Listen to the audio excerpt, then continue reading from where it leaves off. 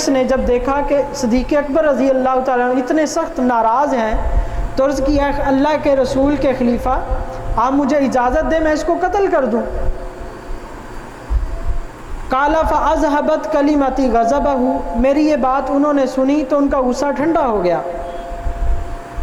پھر کیا ہوا؟ فقام فدخل فارسل الی فقال ما الذی قلت آنفا، پھر وہ اندر گئے اور کچھ دیر کے بعد پھر باہر دوبارہ آئے اور پوچھنے لگے کہ ابھی تم نے کیا کہا تھا؟ تو اس نے کہا اذن لی اضرب عنقہ، میں نے یہ کہا تھا کہ اللہ کے رسول کے خلیفہ آپ مجھے اجازت دیں کہ میں اس کے سر کو قلم کر دوں، میں اس کو قتل کر دوں۔ اب دیکھیں صدیق اکبر رضی اللہ تعالیٰ نے کیا جواب دیا۔ قال اکنت فاعلا لو امرتک، اگر میں تجھے حکم دوں تو کیا تو واقعتاً اس کو قتل کر دے گا؟ تو اس شخص نے عرض کیا قلت نعم، بالکل میں اس کو قتل کر دوں گا۔ تو صدیق اکبر رضی اللہ تعالیٰ نے فرمایا لا واللہ ما کانت لبشر بعد محمد صلی اللہ علیہ وسلم، یہ کام سوائے نبی پاک صلی اللہ علیہ وسلم کے کسی کے لیے جائز نہیں ہے۔ اب یہ دیکھیں کتنی واضح دلیل ہے کہ صدیق اکبر رضی اللہ تعالیٰ نے فرمایا اگر کسی کے لیے قتل کرنا جائز ہے، کسی کے لیے قتل کرنا جائز ہے تو وہ نبی پاک صلی اللہ علیہ وسلم کی ذات ہے کہ اگر ان کو کوئی تنگ کرتا ہے، اگر ان کی شان میں کوئی گستاخی کرتا ہے اس کے لیے تو قتل کیا جا سکتا ہے، اور نبی پاک صلی اللہ علیہ وسلم کے بعد اگر کسی کی شان میں گستاخی کرے تو اس کے لیے قتل نہیں ہے۔ تو یہ صحابہ کرام رضی اللہ عنہم اجمعین کا یہ جو عقیدہ اور نظریہ بنا تھا یہ ان کا اپنا ذاتی ایک رائے تھی یا نبی پاک صلی اللہ علیہ وسلم نے دیا تھا؟ کیوں جی؟ حضرت ابوبکر صدیق رضی اللہ تعالیٰ عنہ جو خلیفہ رسول ہیں، سیدنا عمر فاروق رضی اللہ تعالیٰ عنہ کی روایت، پھر حضرت علی رضی اللہ تعالیٰ عنہ کی روایت جو میں نے آپ کے سامنے پڑھی، تو یہ نظریہ اور یہ ذہن کس نے دیا؟ نبی پاک صلی اللہ علیہ وسلم نے قرآن کی تفسیر میں یہ بات موجود ہے، تو آج یہ بات کہنا، یہ وسوسہ ڈالنا اسلام کے نام پر کہ بھئی شریعت میں اس کی سزا قتل نہیں ہے، شریعت میں اس کی سزا قتل نہیں ہے، یہ بالکل غلط ہے۔ اس لیے سب سے پہلی بنیادی بات یہ ہے کہ ہمیں اپنے عقائد اور نظریات کا علم ہونا چاہیے۔ آج مسلمانوں پر جو حالات ہیں اور تزلزل کا جو شکار ہیں اس کی بنیادی وجہ لا علمی ہے، اور لا علمی کس چیز سے؟ کتاب و سنت سے لا علم ہے۔ ہم کتاب و سنت میں جو علوم تھے اور جو شریعت نے علوم دیے ہیں ہمیں ان علوم کا علم نہیں ہے۔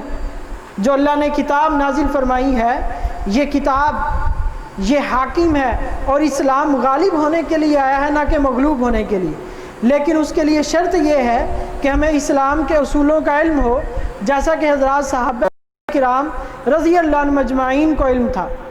تو امام ابو داؤد رحمۃ اللہ علیہ نے یہ 3 روایتیں اس باب کے تحت نقل کی، باب الحکم فی من سب النبی صلی اللہ علیہ وسلم، کہ جو شخص نبی پاک صلی اللہ علیہ وسلم کو برا کہے اس کی سزا کیا ہے۔ اس پر میں نے 3 روایات آپ کو سنائی۔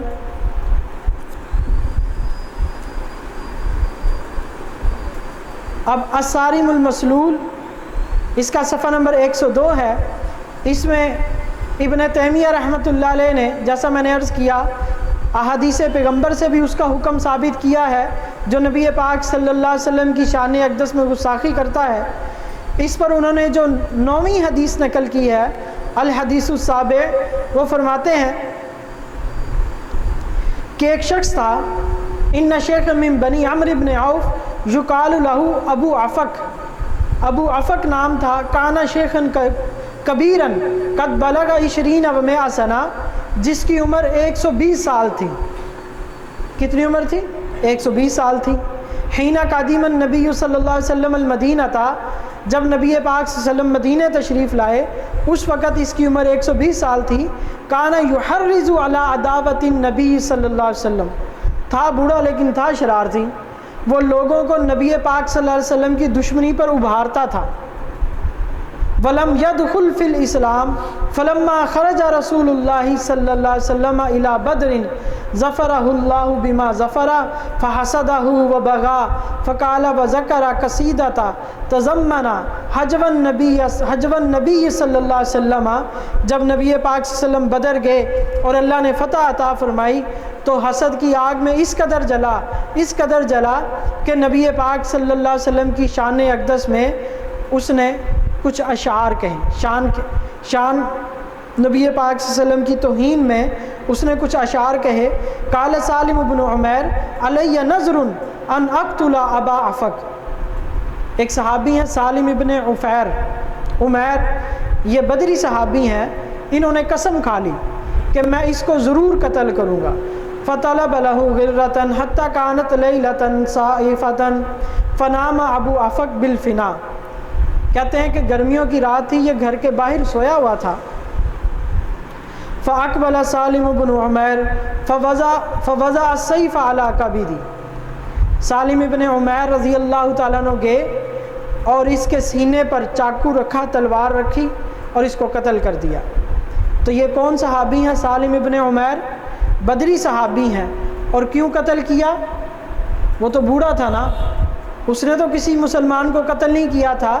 قتل کا سبب کیا تھا کہ نبی پاک صلی اللہ علیہ وسلم کی شان اقدس میں کیا کی تھی؟ توہین کی تھی، گستاخی کی تھی. تو اس کو کیا کیا؟ قتل کر دیا. یہ اسلام کا نظریہ شروع سے چلا آ رہا ہے. نبی پاک صلی اللہ علیہ وسلم نے بھی بیان فرمایا، قرآن نے بھی بیان فرمایا، صحابہ نے عملی طور پر کر کے دکھایا. ابن خطل کو بخاری شریف میں روایت ہے، جو نبی پاک صلی اللہ علیہ وسلم کا گستاخ تھا، فتح مکہ میں نبی پاک صلی اللہ علیہ وسلم نے فرمایا ابن خطل کو قتل کر دو. تو جب ایک صحابی آئے عرض کی یا رسول اللہ، بخاری میں روایت ہے، وہ تو بیت اللہ کے پردے میں چھپا ہوا ہے، بیت اللہ کے پردے میں چھپا ہوا ہے. فرمایا اس کو وہیں قتل کر دو، اس کو وہیں قتل کر دو.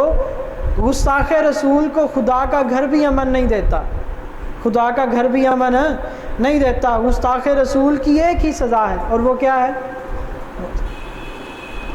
تو آج کے عنوان پر میں نے 2 آیتیں پیش کی، ایک سورہ نساء کی، ایک سورہ نور کی، اور کچھ روایات میں نے پیش کی حضرت علی المرتضیٰ رضی اللہ تعالیٰ عنہ سے کہ جو نبی کو گالی دے اس کو کیا کرو؟ قتل کرو. صحیح بخاری شریف سے روایت نقل کی کعب بن اشرف کی. صحیح بخاری میں کتنی جگہ روایت ہے؟ 4 جگہ. پھر اس کے بعد سنن نبی داؤد سے 3 روایتیں میں نے پیش کی. پھر الصارم المسلول سے میں نے روایات پیش کی. تو اللہ تبارک و تعالی ہم سب کو صحیح عقائد اور نظریات اپنانے کی توفیق نصیب فرمائے. گفتگو کا مقصد یہ تھا کہ ہمارا نظریہ تو پہلے درست ہونا، پھر بعد میں دیکھتے ہیں کہ کرنا کیا ہے، پھر آگے اس کا کیا لاہ عمل ہونا چاہیے، وہ ایک الگ بات ہے، وہ ایک الگ ایشو ہے. پہلی بات تو یہ ہے کہ گستاخ رسول کی سزا کیا ہے. گستاخ رسول کی سزا کیا ہے؟ کہ اس کو قتل کیا جائے گا. اب سزا دینا کس کا کام ہے، یہ ایک الگ ایشو ہے. تو یاد رکھیں، جو حدود اور تعزیرات ہیں، جو شریعت کی سزائیں ہیں، وہ نافذ کرنا حکومت وقت کا کام ہے. حکومت وقت کا کام ہے.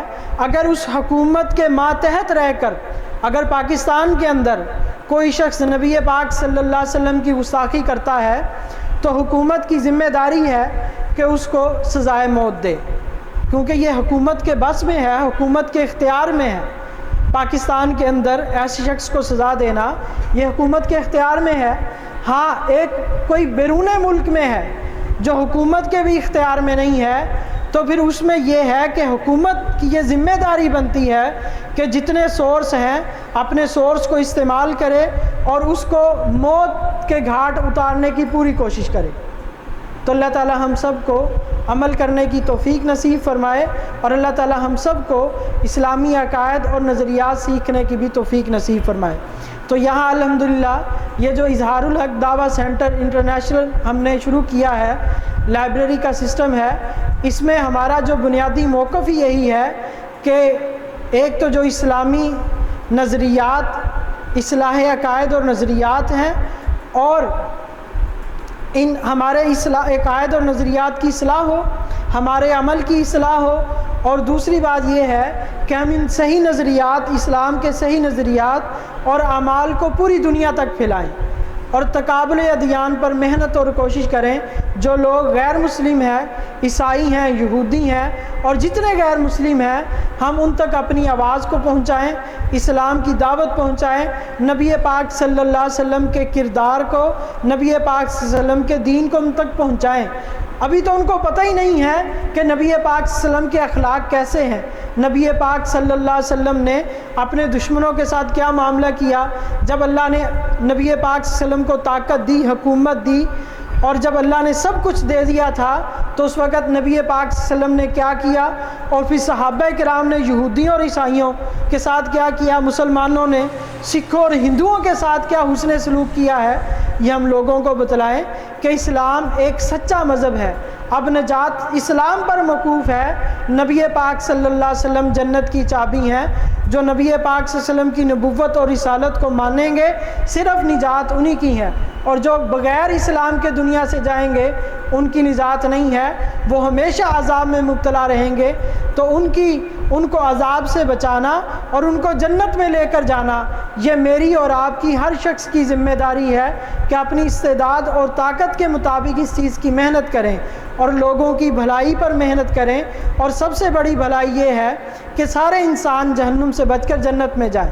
نبی پاک صلی اللہ علیہ وسلم نے فرمایا، خیر الناس من ینفع الناس، بہترین شخص وہ ہے کہ جو لوگوں کو نفع پہنچائے، اور سب سے بڑا نفع کیا ہے کہ لوگ جہنم سے بچ کر جنت میں چلے جائیں۔